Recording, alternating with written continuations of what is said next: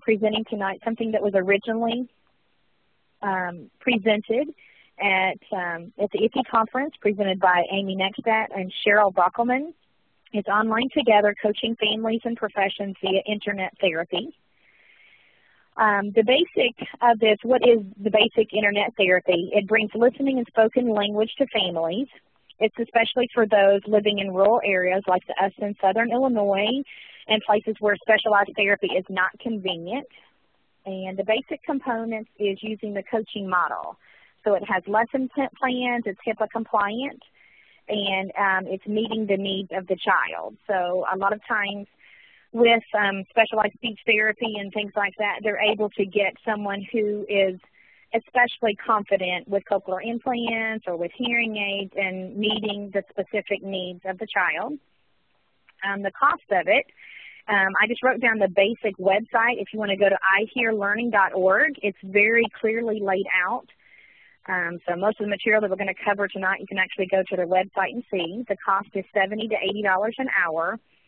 And as far as who pays, it's like everything. That's the major crux of it, is trying to get the school system, because I actually tried for this, or some insurances will actually pay.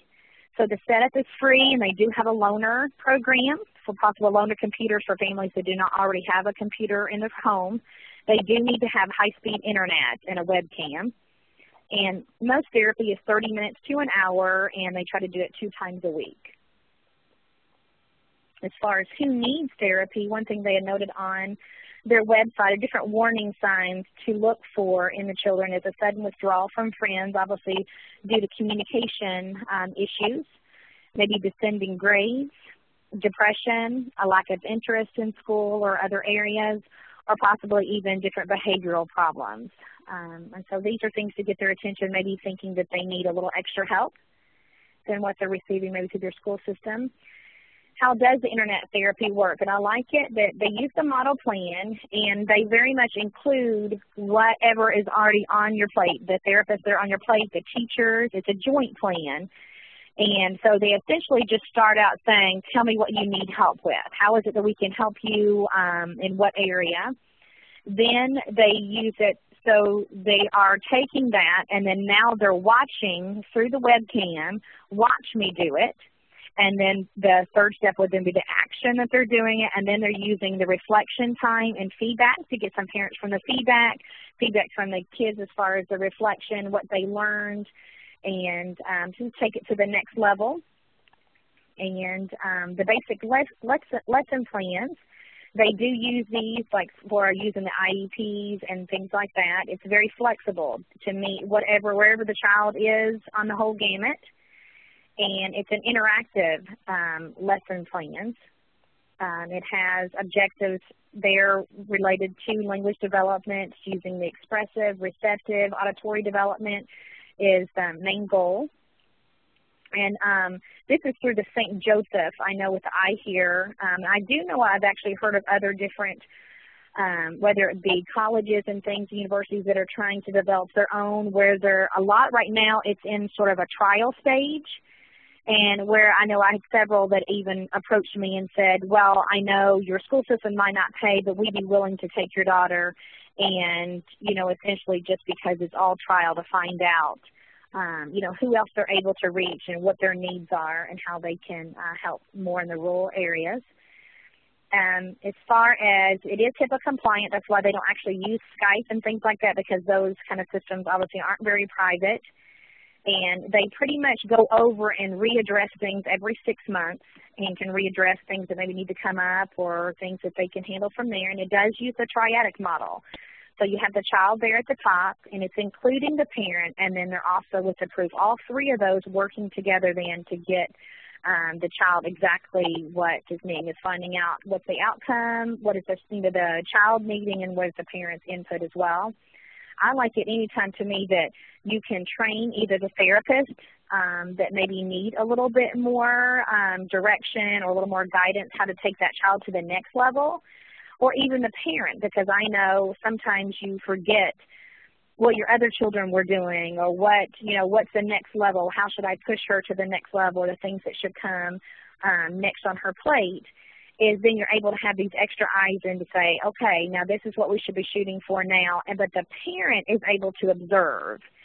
And there's also the possibility that if sometimes you're trying to maybe show a therapist in your area who isn't as comfortable with taking children to the next level, they can also use this time to train that therapist in your area. So that's one approach that you can try to bring up through your school system, is to say, well, this isn't forever. We just want to use this so we can train the mom, or that we can train maybe the therapist that you have in your school how to continue pushing this child on. And why to use it? Why should they use internet therapy? I know a lot of schools, and when it boils down to the money and things like that. But it empowers. It's going to empower the parent to be able to feel like that now they have a good handle on how they can help things at home.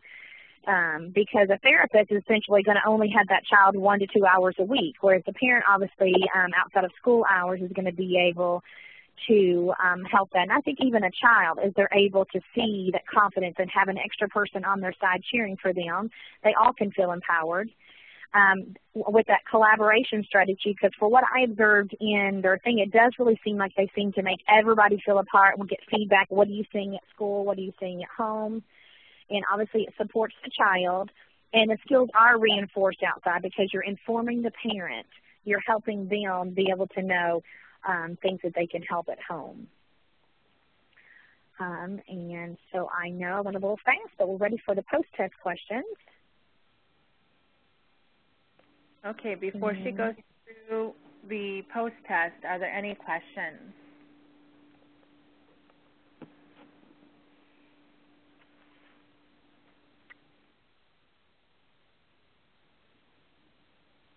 All right, then, Krista, go ahead.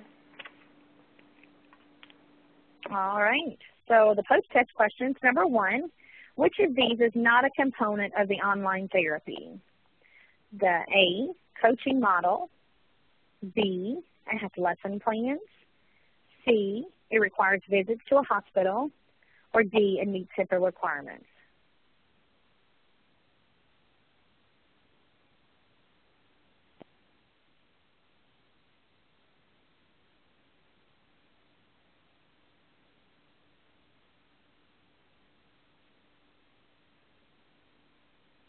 Question 2.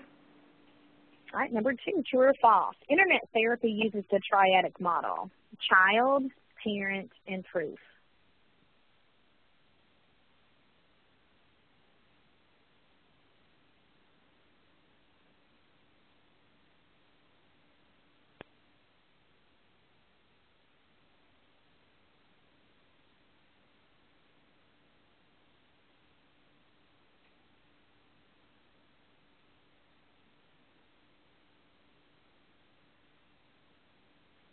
Okay, question 3. Number 3, true or false? One of the focuses is to develop receptive and expressive language.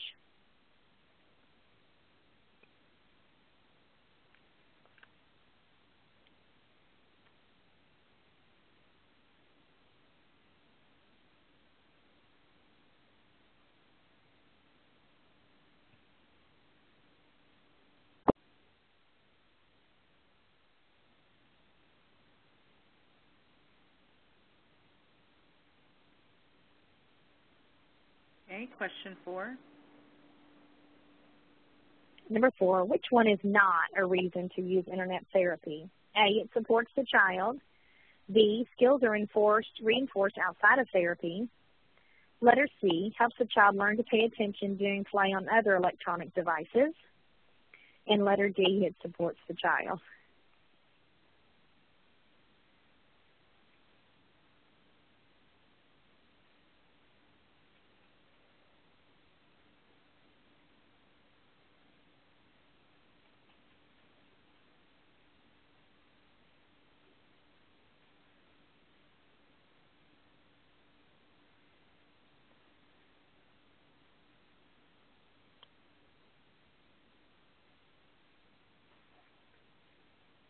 I think I'm just missing Kelly on 4. All right, good. Question 5. Number 5, which of these are part of the model plan? A, joint plan, tell me what you need help with. B, observation. C, action. D, reflection and feedback. Or E, all of the above.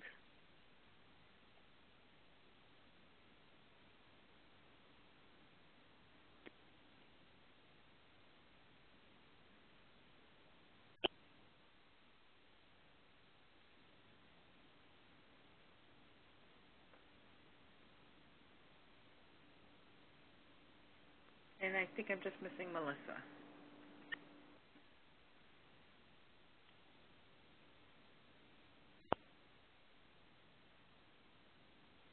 Okay, thank you. Got it.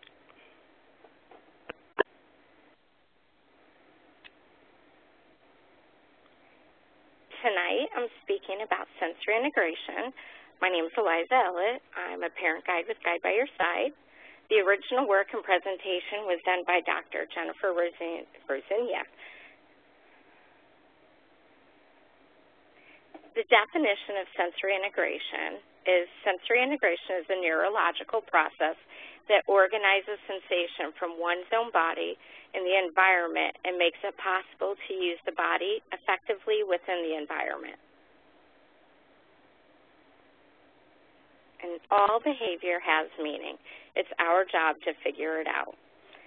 So she basically brings up that with our children, if they're throwing themselves on the floor in a tantrum, if they're withdrawn, every single behavior has some type of meaning. And, well, it's our job to figure it out, what's going on with them. Sensory processing is the way the nervous system receives sensory messages and turns them into responses. Everyone is a sensory processor. Don't you love the kids' faces? Okay. Speaking of, the last slide, she brought up when we first came in and we sat down, she brought up how each one of us, even as adults, how we do different things. It's all, sensory processing for us. So as we walked into the room, we always usually sit in the same spots and rooms, either in the back corners, in the front, in the middle, different things like that. How in the morning before we leave for work, different things, we all have our own little ritual. And as we sat there, we did notice absolutely that was right. So our children are no different. So when they say that there's a certain thing they need to do, we should try and comply with it. All right. So one type of sensory, I can't say disorder, but is low registration, and that has to do with children who have low registration patterns seem uninterested, self-absorbed, and sometimes dull in effect. They do not notice what is going on around them, and they miss cues that might guide their behavior. Another one is sensation seeking, which is a quite common one, she told us. Children who have sensation-seeking patterns are very active, continuously engaging, and excitable. We hypothesize that they are engaging in active strategies to increase input as a means to high thresholds. Sensory sensitivity. She mentioned that many children on the spectrum definitely display this. Children who have sensory sensitivity patterns are distractible, hyperactive, and can be complainers. They do notice many sensory events than others do and comment about them with regularity, such as, well, the little boy covering his ears, things are too loud, lights being too bright, many different things. Of course, like tags on their shirts, the little line, the little stitching on socks, everything, that's a sensitivity. Sensation avoiding. These are children who have sensation avoiding patterns, are rule-bound, ritual-driven, and uncooperative. They engage in behaviors to limit the sensory input they must deal with. Sensory craving, and she says, note that it's not seeking, wants much more sensory stimuli than most people, but becomes more disorganized when they receive it. Examples, constantly wants to control every situation, in your face and in your space, does not wait turns, interrupts constantly, angry or even explosive when required to sit still or stop whatever he is doing, intense, hard to calm, demanding, and disruptive. Create situations that others would consider bad or dangerous, and excessively physically affectionate. Many are discharged from schools due to behavior. There's sensory over-responsiveness. Responds too much, too frequently, or for too long. Aggressive or impulsively when overwhelmed. Irritable, fussy, and moody. Unsociable, avoids group activities, and has trouble forming relationships. Excessively cautious and afraid to try new things. Upset by transitions and unexpected changes. They're anxious or withdrawn. Sensory under-responsiveness. Poor inner drive, uninterested in exploring the world around. They're passive, quiet, withdrawn. Difficult to engage in conversation or other social interaction. They're easily lost in their own fantasy world. They're apathetic and easily exhausted, excessively slow to respond to directions or complete assignments. And she did mention that that is not just your typical teenager, that it definitely, it goes with our children also. Using a sensory processing approach, general guidelines. She was very big about this. Don't just do something, stand there. Begin by observing. Identify, recognize, and read the child's cues. Use sensory strategies to help calm or to help arouse the child. Modify relationships between the child, environment, and others. Heavy work helping. She's very, and that's another very big thing, is and that's also, there's a website that's at the end and some different things that Carrie has sent out or will send out, talking about the different things to help with these.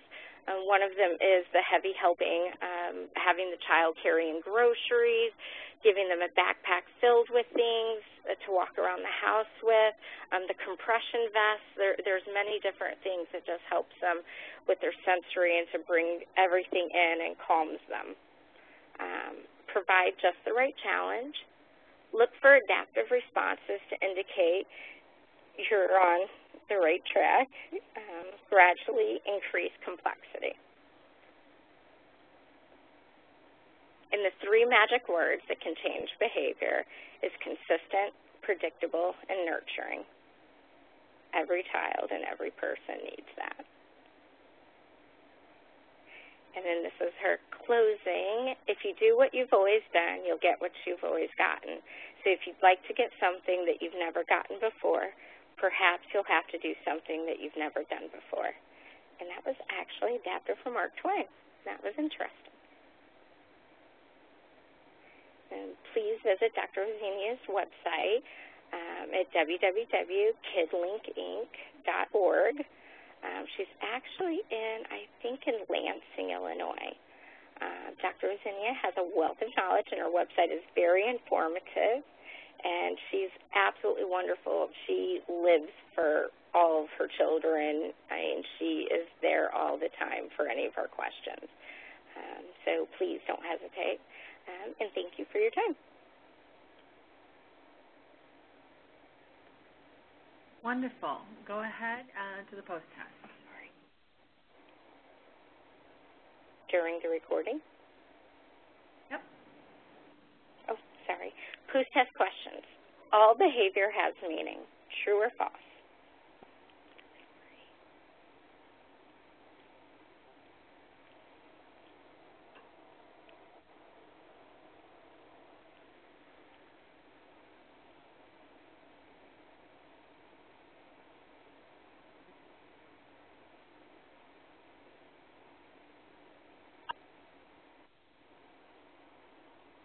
Question 2.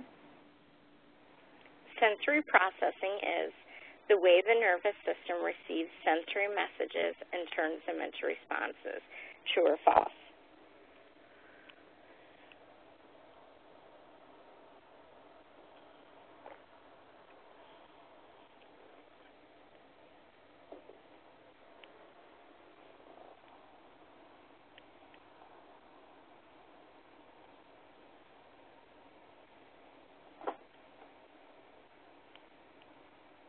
Okay, question 3.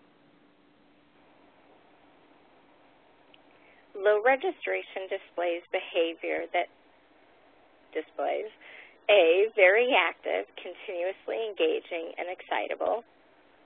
B, sensation-avoiding patterns that are rule-bound, ritual-driven, and uncooperative. Or C, patterns that are uninterested, self-absorbed, and sometimes dull in effect.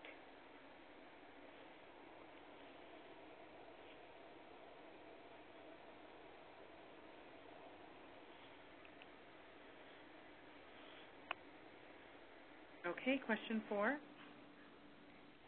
3 magic words that can change behavior. A, consistent, predictable, and nurturing. B, unpredictable, inconsistent, and inattentiveness. C, excitement, constant change, and lack of nurturing.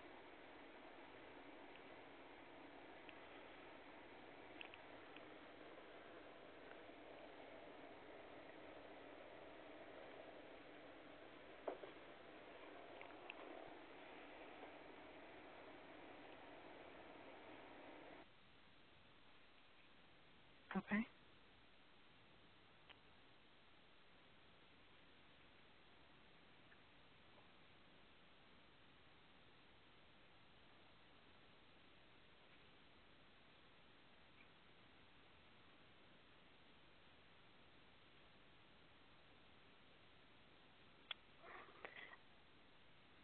This presentation is iPads, Game Changers for Itinerant Teachers, originally presented at the IFE conference by Melinda McGill, who's a teacher of the deaf and hard of hearing.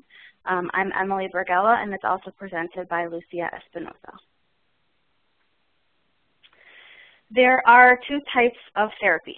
Traditional therapy, which requires mountains of material, orders from catalogs, and one has to wait for the material to arrive, and engages several senses at one time. Modern therapy is tons of information at your fingertips. The child sees images, hears sounds, and touches the screen, and is constantly updating. I love my iPad, but all forms of modern technology, including iPads, are just tools. They assist the therapist, the teacher, or the parent in helping the student or the child apply, create, and explore their language. They do not replace the real objects, experiences, or therapist, teacher, or parent. Our goal is to teach students to be learners, inspire curiosity, and engage imagination. So the first app that was brought up was Bitsboard Pro. It's $2.99. You can easily create games that focus on the vocabulary your students need, or your student needs. Upload your own pictures and record your own voice, which a lot of kids like. Practice sight words, and the student can create a sight word vocabulary board. The next one was Auditory Workout. A little pricey, $19.99, but the student can listen to the directions, touches the pictures and follows directions, can set difficulty level and can track the progress. They can incorporate background noise. Directions range from one-step directions with an object to follow conditional directions with size plus color, action, preposition, and object. Our goal is application. Give students meaningful opportunities to apply the language skills they have learned. The next app was Language Adventures. This one's $14.99. It's a game-style app. You can have up to 4 players. You target skills, receptive or expressive, antonyms, synonyms, categories, and WH questions. Set target for each player. There's 3 levels of play. At turn, students roll the dice, and they move that many spaces, and then they answer questions. One negative is the game does not save once you exit your information. It's pretty much gone. The next was Photo Card by Bill Atkinson, and this app is free. You place a picture on the front and you type on the back. You address it and you mail it. Pretty simple. Lesson ideas. Use 5 attributes to describe an item. Discuss what's happening in an image from a story.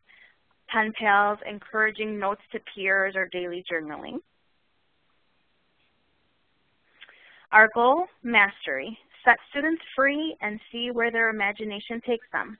Allow them to use their skills to collaborate with others and then evaluate the results. Another app was Telegami. This one was free.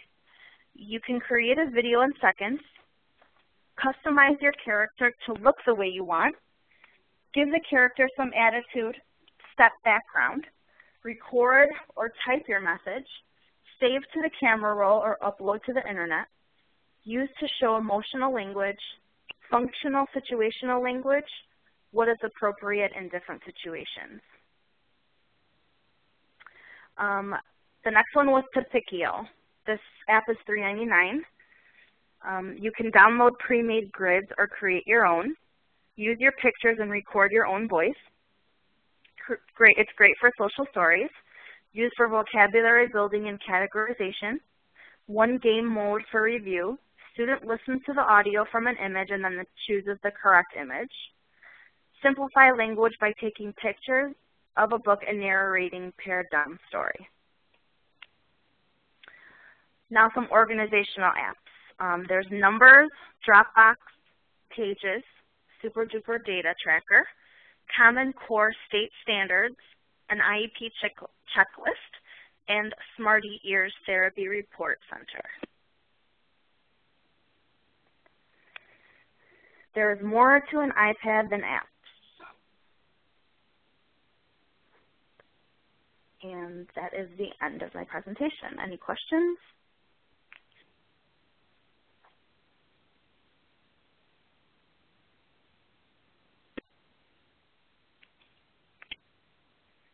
All right, let's go to the post-test.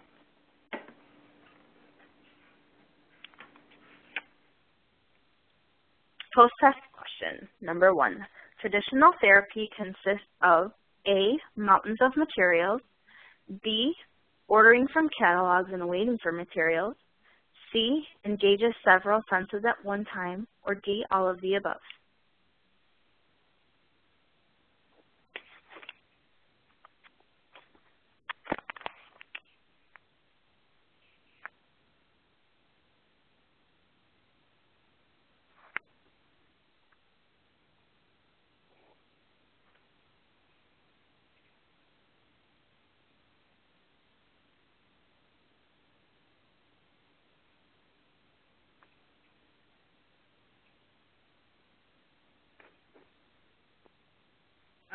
Allie, I might be missing you. There we go. Okay, question 2.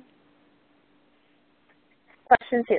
Giving a child an iPad lets the therapist or parent relax while they play. True or false?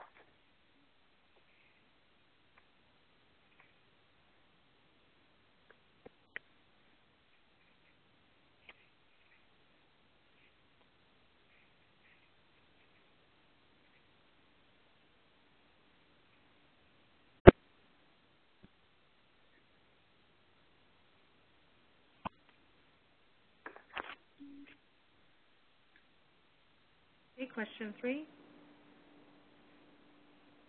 Question 3. There are many free apps available. True or false?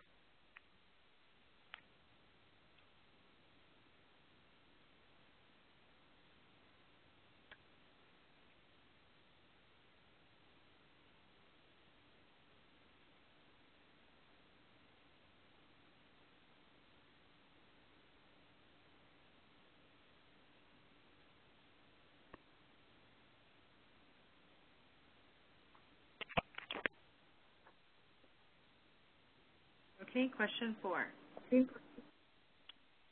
Some organizational apps include A, Dropbox, B, Common Core State Standards, C, IEP Checklist, D, Smarty Ears Therapy Report Center, E, all of the above.